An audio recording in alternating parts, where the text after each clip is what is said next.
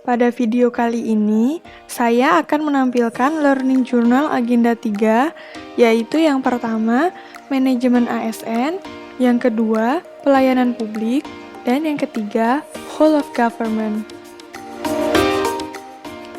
Yang pertama yaitu Manajemen ASN. Dalam Manajemen ASN, kita akan membahas 1. Kedudukan, peran, hak dan kewajiban, kode etik dan kode perilaku ASN. Yang kedua, konsep sistem merit. Dan yang ketiga, mekanisme pengelolaan ASN. Yang pertama, kedudukan ASN. Pegawai ASN terdiri dari pegawai negeri sipil atau PNS dan pegawai pemerintah dengan perjanjian kerja atau PPPK. Kedudukan ASN adalah sebagai unsur aparatur negara yang menjalankan kebijakan yang ditetapkan oleh pimpinan instansi pemerintah serta harus bebas dari pengaruh dan intervensi semua golongan dan partai politik.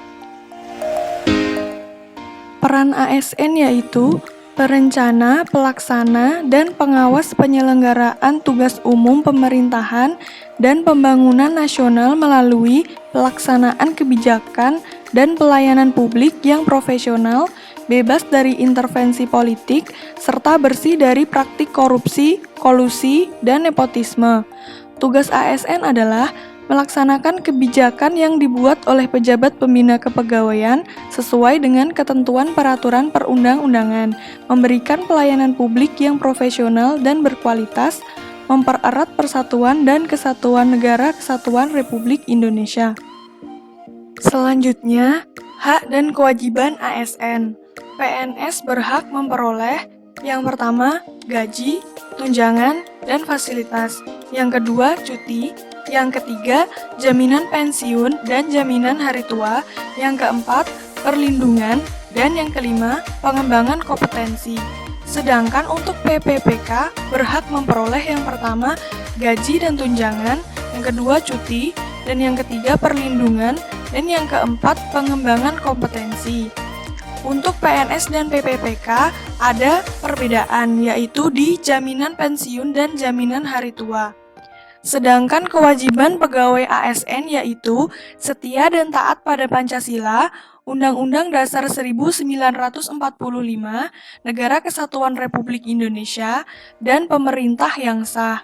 Yang kedua, menjaga persatuan dan kesatuan bangsa. Yang ketiga, melaksanakan kebijakan yang dirumuskan pejabat pemerintah yang berwenang. Yang keempat, menaati ketentuan peraturan perundang-undangan. Yang kelima, melaksanakan tugas kedinasan dengan penuh pengabdian, kejujuran, kesadaran, dan tanggung jawab. Yang keenam, menunjukkan integritas dan keteladanan dalam sikap, perilaku, ucapan, dan tindakan kepada setiap orang, baik di dalam maupun di luar kedinasan. Yang ketujuh, menyimpan rahasia jabatan dan hanya dapat mengemukakan rahasia jabatan sesuai dengan ketentuan peraturan perundang-undangan. Dan yang kedelapan, bersedia ditempatkan di seluruh wilayah negara kesatuan Republik Indonesia. Kode etik dan kode perilaku ASN. Tujuan kode etik dan kode perilaku adalah untuk menjaga martabat dan kehormatan ASN. Fungsi kode etik adalah 1. Sebagai pedoman, panduan birokrasi publik atau aparatur sipil negara dalam menjalankan tugas dan kewenangan agar tindakannya dinilai baik. Yang kedua, sebagai standar penilaian sifat, perilaku, dan tindakan birokrasi publik atau aparatur sipil negara dalam menjalankan tugas dan kewenangannya. Dan yang ketiga adalah etika birokrasi, penting sebagai panduan norma bagi masyarakat birokrasi dalam menjalankan tugas pelayanan pada masyarakat dan menempatkan kepentingan publik di atas kepentingan pribadi, kelompok, dan organisasinya. Selanjutnya adalah konsep sistem merit. Sistem merit adalah kebijakan dan manajemen ASN yang berdasarkan pada kualifikasi, kompetensi dan kinerja secara adil dan wajar dengan tanpa membedakan latar belakang politik, ras, warna kulit, agama, asal-usul, jenis kelamin, status pernikahan, umur, atau kondisi kecacatan. Sistem merit dalam manajemen ASN bagi organisasi adalah mendukung keberadaan prinsip akuntabilitas yang saat ini menjadi tuntutan dalam sektor publik, sedangkan bagi ASN yaitu menjamin keadilan dan juga menyediakan ruang keterbukaan dalam perjalanan karir seorang pegawai. Yang ketiga yaitu mekanisme pengelolaan ASN. Untuk manajemen PNS, yang pertama yaitu penyusunan dan penetapan kebutuhan, setelah itu pengadaan, setelah itu pangkat dan jabatan, setelah itu pengembangan karir, pola karir, promosi, mutasi, penilaian kerja, penggajian dan tunjangan, penghargaan, disiplin, pemberhentian, jaminan pensiun dan hari tua, dan perlindungan.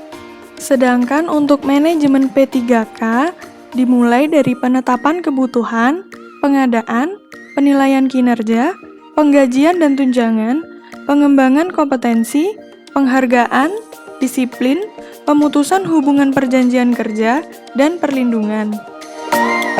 Pelayanan publik. Pengertian pelayanan publik. Pelayanan publik adalah pemberian layanan kepada masyarakat atau organisasi lain yang mempunyai kepentingan dalam organisasi itu sesuai dengan aturan pokok dan tata cara yang ditentukan dan ditujukan untuk memberikan kepuasan kepada penerima layanan. Selanjutnya, prinsip-prinsip pelayanan publik.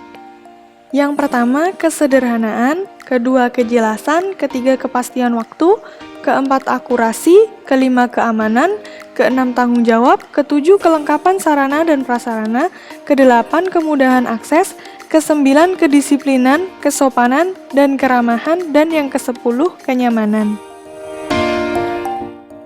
Klasifikasi pelayanan publik.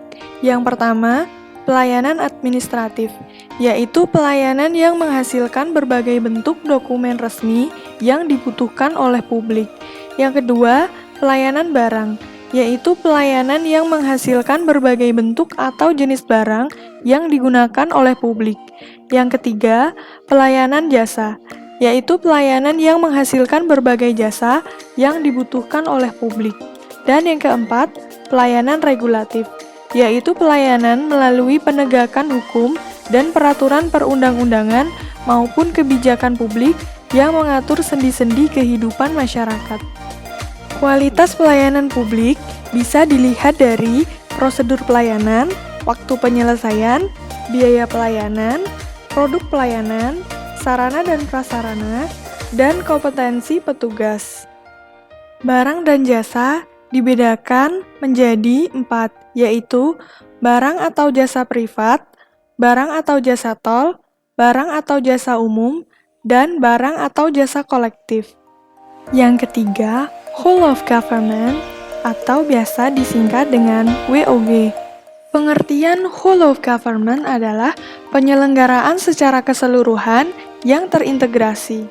Praktek whole of government dalam pelayanan publik yang pertama, pelayanan yang bersifat administratif, kedua, pelayanan jasa, ketiga, pelayanan barang, dan yang keempat, pelayanan regulatif.